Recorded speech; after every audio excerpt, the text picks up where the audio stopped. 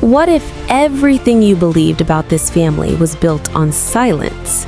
What if the happiest smiles on television were covering the deepest kind of neglect? Tonight, one woman breaks a rule she followed for 25 years, and with a few quiet words, the entire story begins to unravel. Because once the truth about what happened behind closed doors is exposed, nothing about this family. Christine Brown sat across from the host and, for the first time, allowed herself to say the truth out loud, not softly, not carefully, but plainly.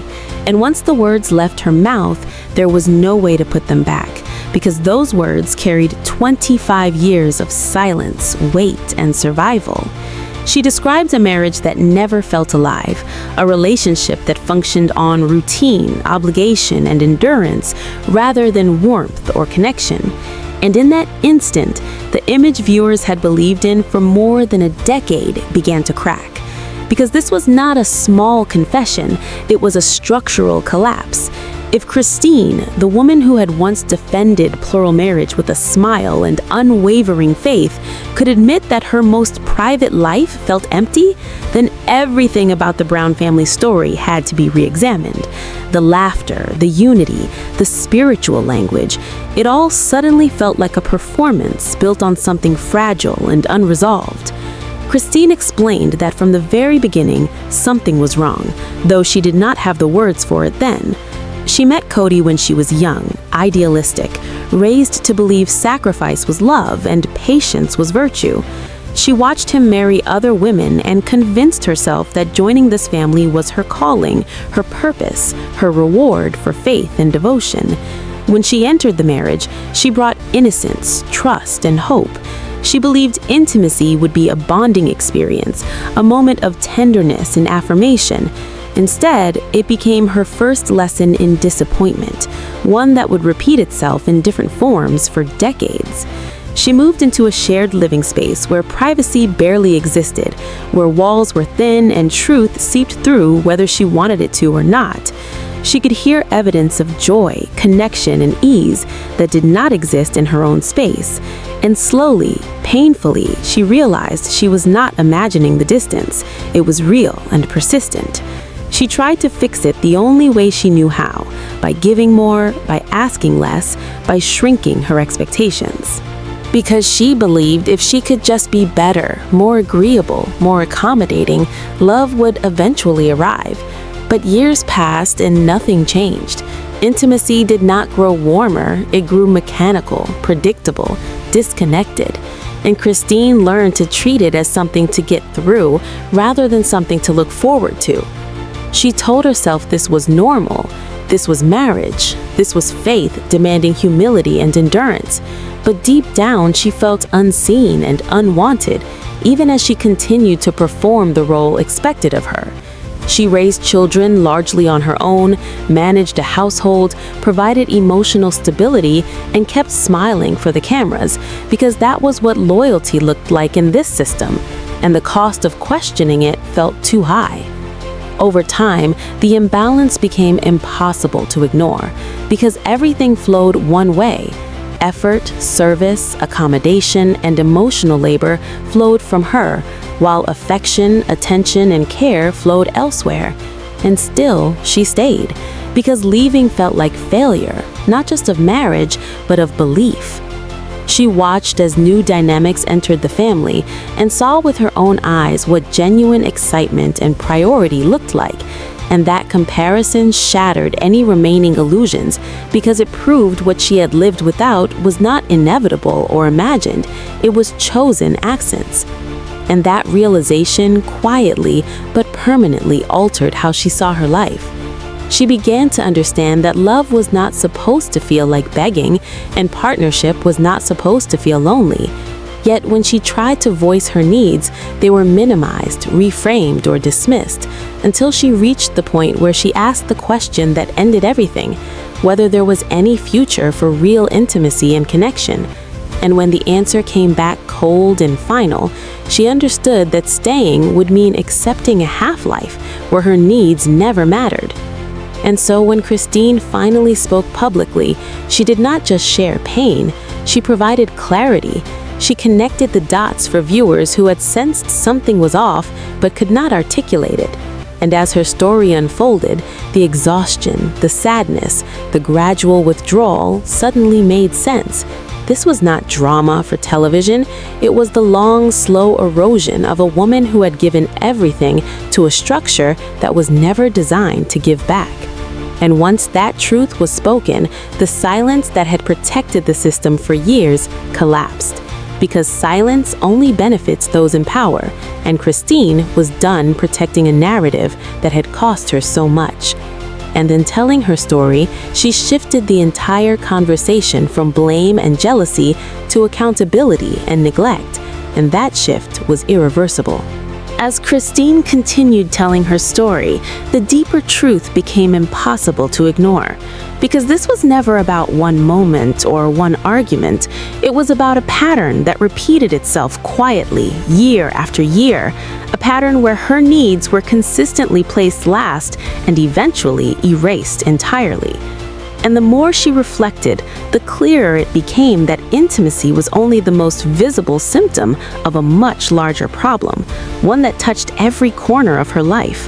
She explained how over time the relationship stopped feeling mutual and started feeling transactional, as though affection was something to be earned through service and compliance rather than freely given through love. She found herself initiating every interaction, seeking reassurance that never came, hoping for closeness that always felt just out of reach. And with each rejection, spoken or unspoken, she learned to brace herself, to expect less, because expecting nothing hurt less than hoping and being disappointed again. She lived in a constant state of emotional waiting, waiting for attention, waiting for validation, waiting for proof that she mattered. But what she received instead was distance and conditions, affection tied to behavior, approval tied to obedience. And when she questioned that structure, she was made to feel ungrateful or unreasonable. And so she swallowed her doubts, convinced herself this was the cost of the life she had chosen, and continued to carry the emotional weight alone. The plural structure amplified everything because it created constant comparison. Even when no one spoke about it, she could feel where she stood on the priority list, and it was never at the top. And that realization slowly eroded her sense of worth. She began to internalize the belief that something about her made her less deserving of effort, less worthy of care. And that belief followed her everywhere, shaping how she spoke, how she asked, how she minimized herself to fit into the space she was given. And still, she performed loyalty because loyalty was praised, even when love was absent. She watched as the narrative around her shifted, painting her as difficult or unhappy while ignoring the reasons she felt that way.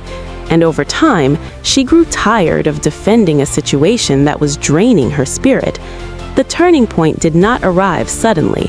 It arrived quietly, through exhaustion, through the realization that she could no longer pretend this was enough. When she finally confronted the reality of what her future looked like, staying meant continuing to accept emotional starvation while calling it commitment, and that was a future she could not survive. And when she made the decision to leave, the response she received only confirmed what she had already learned. Instead of reflection, there was blame. Instead of accountability, there was dismissal. And instead of empathy, there was withdrawal. Intimacy was not discussed as a shared loss, but used as leverage, as proof that she had failed to meet expectations. And that response stripped away any lingering doubt, because love does not punish honesty, and partnership does not disappear when one person asks for more.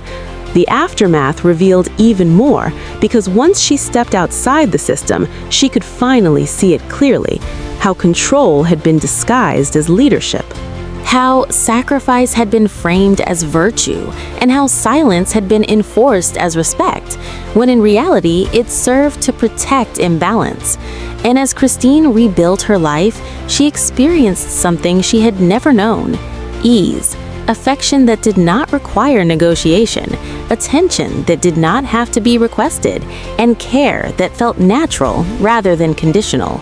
And that contrast was both healing and heartbreaking because it forced her to grieve not just the marriage she lost, but the life she never had, the years she spent believing love would eventually arrive if she waited long enough. And as her story became public, others began to recognize familiar patterns in their own experiences. The dots connected, the past recontextualized, and what once felt like isolated conflicts now appeared as part of a consistent dynamic where one person's needs outweighed everyone else's. And that recognition changed how the entire family story was understood. It was no longer about relationships failing randomly. It was about a system that demanded everything from some and protected one above all others. Christine speaking out did not create division, it exposed it. And exposure is always uncomfortable, especially for those who benefited from the darkness. But truth has momentum once released. It invites scrutiny, invites reflection, and invites others to speak. And as more voices joined the conversation, it became clear that this was not about bitterness or revenge, it was about reclaiming reality.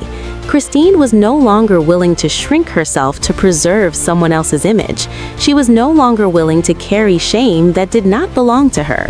And that choice marked the true end of the marriage, not the legal separation or the public announcement, but the moment she stopped accepting a version of love that required her to disappear. And in telling her story, she gave viewers something more powerful than scandal. She gave them understanding. She showed how neglect can exist even in visible families, how loneliness can thrive in crowded rooms, and how devotion without reciprocity becomes self-betrayal.